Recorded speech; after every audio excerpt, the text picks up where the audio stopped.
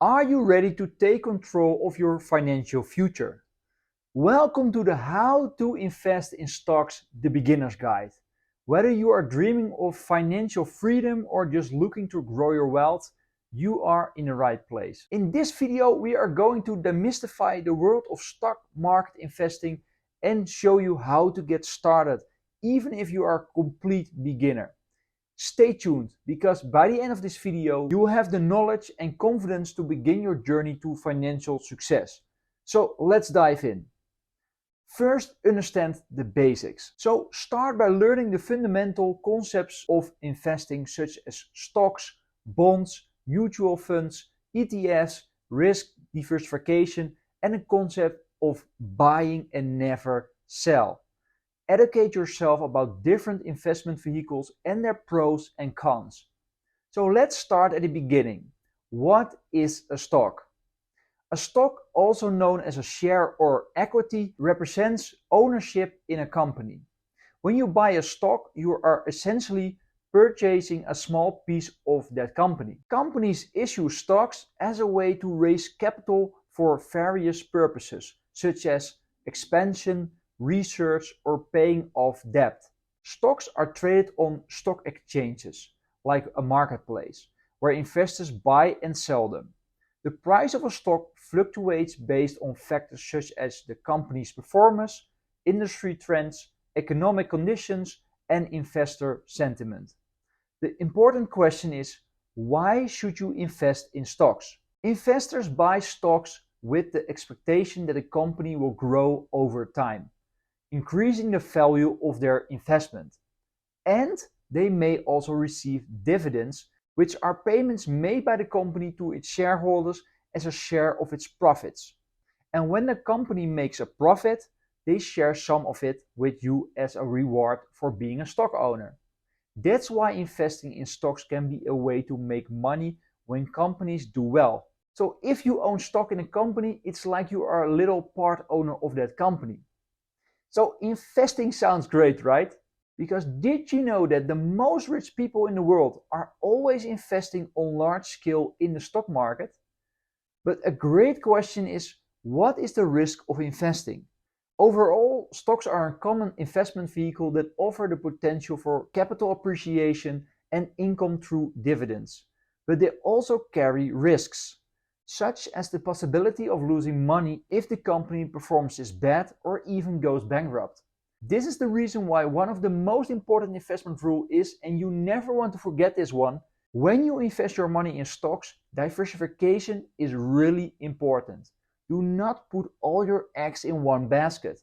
This is where I made a big mistake in the past myself while investing in crypto. So what is diversification and how do you do this? Diversifying in the stock market involves spreading your investments across different assets to reduce your risk. Plus, within the stock asset classes, diversify by investing in various countries, industries, sectors, and geographic regions, because this spreads the impact of poor performances in one area on your overall portfolio. That's the reason why I invest in ETFs. You can buy simply one single ETF within 5 or 10,000 companies in one single click against very low cost. And you are immediately diversifying across the entire economy. And because there's a large marketplace for the biggest companies, you can always sell your ETF if you really need your money back. But long-term investing normally means, in my terms, buying assets for a period of 20, 30, or even 40 years or longer. The buy and hold strategy.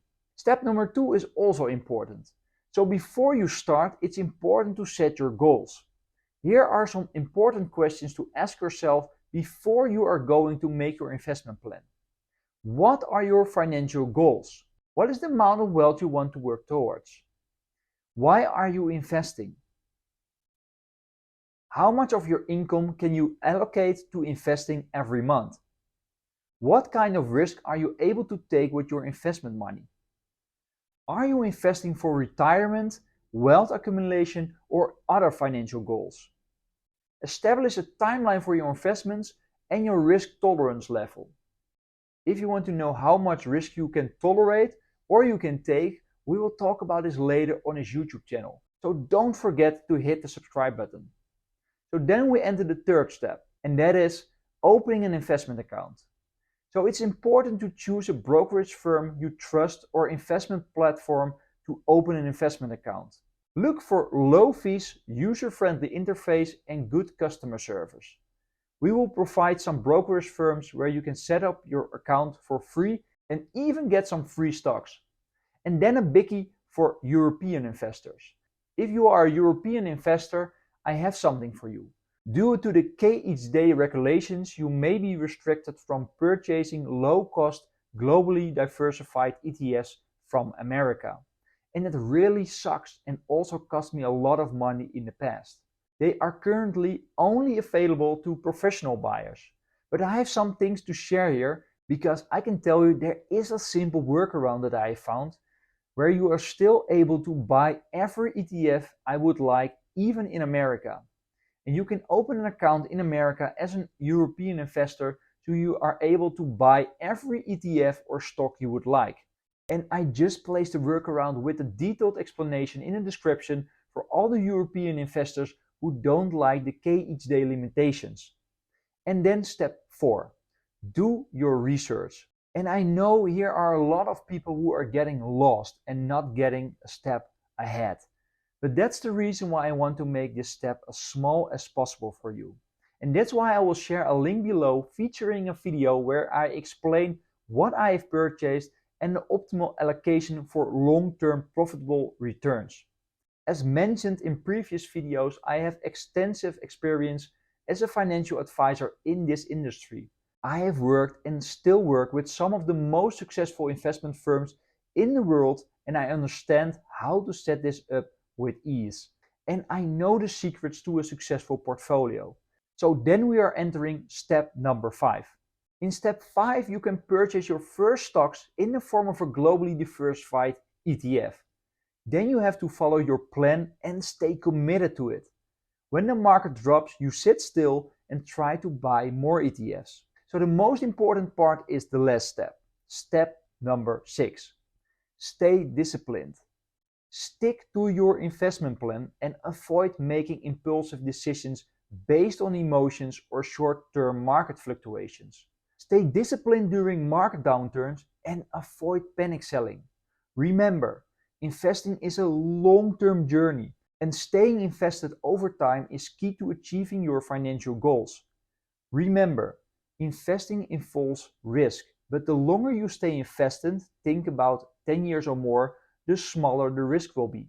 However, by educating yourself, setting clear goals, you can increase your chances of success in the stock market. Enjoy the ride and never look back and make some good profits in your investments. See you later.